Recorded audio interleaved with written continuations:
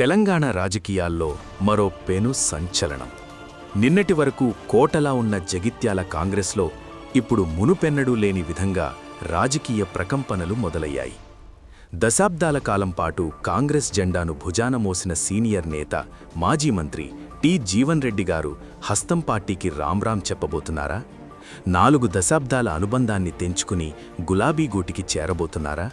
ఈ నెల 25న జగిత్యాల సాక్షిగా గులాబీ కండువా కప్పుకోనున్నారా? అసలు ఈ రాజకీయ భూకంపానికి కారణం ఎవరు? ఎమ్మెల్యే సంజయ్ కుమార్ చేరికే జీవన్ రెడ్డి గారికి గొడ్డలి పెట్టయిందా? పూర్తి వివరాలు ఈ స్పెషల్ రిపోర్ట్లో చూద్దాం. జగిత్యాల అంటేనే జీవన్ రెడ్డి, జీవన్ రెడ్డి అంటేనే జగిత్యాల కాంగ్రెస్. ఇది దశాబ్దాలుగా ఉన్న సమీకరణం. కానీ 2023 ఎన్నికల తర్వాత సీన్ రివర్స్ అయింది. బీఆర్ఎస్ నుంచి గెలిచిన డాక్టర్ సంజయ్ కుమార్ గారు కాంగ్రెస్ తీర్థం పుచ్చుకోవడంతోనే అసలు కథ మొదలైంది. పార్టీ బలోపేతం పేరుతో అధిష్టానం సంజయ్ కుమార్ను చేర్చుకుంది. కానీ అది జీవన్ రెడ్డి లాంటి సీనియర్ నేత మనస్తాపానికి గురిచేస్తుందని ఊహించలేకపోయింది. ఒకే వరలో 2 కత్తులు ఇమడవు అన్నట్టుగా జగిత్యాలలో సంజయ్ కుమార్ వర్గం వర్సెస్ జీవన్ రెడ్డి వర్గం అన్నట్టుగా రాజకీయం మారిపోయింది. జీవన్ రెడ్డి గారి అసంతృప్తికి ఆజ్యం పోసింది ఇటీవల జరిగిన మున్సిపల్ ఎన్నికలే. టికెట్ల కేటాయింపు దగ్గర్నుంచి చైర్పర్సన్ ఎన్నిక వరకు ప్రతి చోట సంజయ్ కుమార్ వర్గానికే ప్రాధాన్యత లభించిందనేది జీవన్ రెడ్డి అనుచరుల ప్రధాన ఆరోపణ.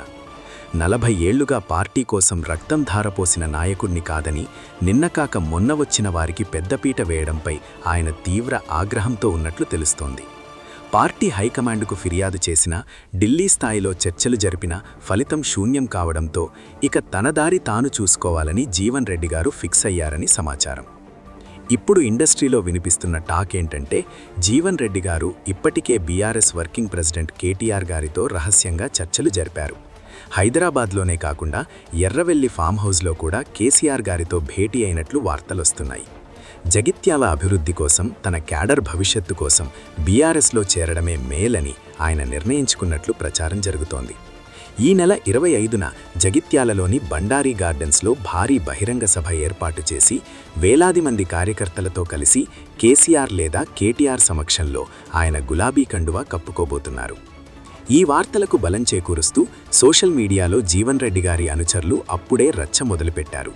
ప్రొఫైల్ పిక్చర్లు మార్చేస్తున్నారు, గులాబీ రంగు పోస్టర్లతో హోరెత్తిస్తున్నారు. 4 దశాబ్దాల కాంగ్రెస్ ప్రయాణానికి స్వస్తి చెప్పే సమయం ఆసన్నమైందని కార్యకర్తలు హింటిచ్చేస్తున్నారు.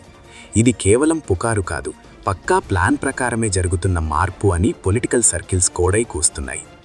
జీవన్ రెడ్డి గారు ఒకవేళ పార్టీ మారితే అది ఉత్తర తెలంగాణ కాంగ్రెస్కు కోలుకోలేని దెబ్బే అని చెప్పాలి. జగిత్యాల మాత్రమే కాదు, కోరుట్ల, ధర్మపురి నియోజకవర్గాల్లో కూడా ఆయనకు బలమైన పట్టు ఉంది. మరి ఇన్ని ఏళ్లుగా ఆయన వెంటే నడిచిన క్యాడర్ ఇప్పుడు ఏం చేయబోతోంది? అధికార కాంగ్రెస్ పార్టీ ఈ వలసను ఆపగలదా, లేక సీనియర్ నేతలను కోల్పోయి ఆత్మరక్షణలో పడుతుందా అనేది ఇప్పుడు $1 మిలియన్ ప్రశ్న. ఏది ఏమైనా మార్చి 25న జగిత్యాల గడ్డపై జరగబోయే ఆ సభే తెలంగాణ రాజకీయ దిశను మార్చబోతోంది. మరి జీవన్ రెడ్డి గారి నిర్ణయం సరైనదేనా? మీరు ఏమనుకుంటున్నారు? కమెంట్ సెక్షన్లో తెలియచేయండి.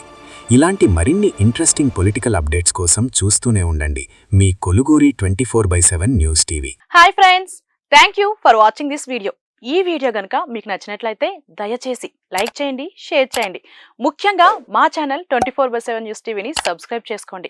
ఆ తర్వాత మీ విలువైన అభిప్రాయాల్ని, మార్పులు, చేర్పులు, కావాల్సిన వీడియో ఏమన్నా ఉంటే మన వీడియో కింద కామెంట్ సెక్షన్లో కామెంట్ రూపంలో తెలియజేయండి. నమస్కారం, సాయిదంచిక మాట్లాడుతున్నాను. ప్లీజ్ సబ్స్క్రైబ్, షేర్, లైక్ చేయండి 24/7 టీవీ ఛానల్. హాయ్ నమస్తే, నేను మీ Sonia Akula. Please subscribe to 24/7 news TV. Hi అండి, అందరికీ నమస్తే. నేను Mankota Prasad. Please do subscribe 24/7 news TV. Political, entertainment and infotainment updates కోసం like, share, subscribe 24/7 news TV.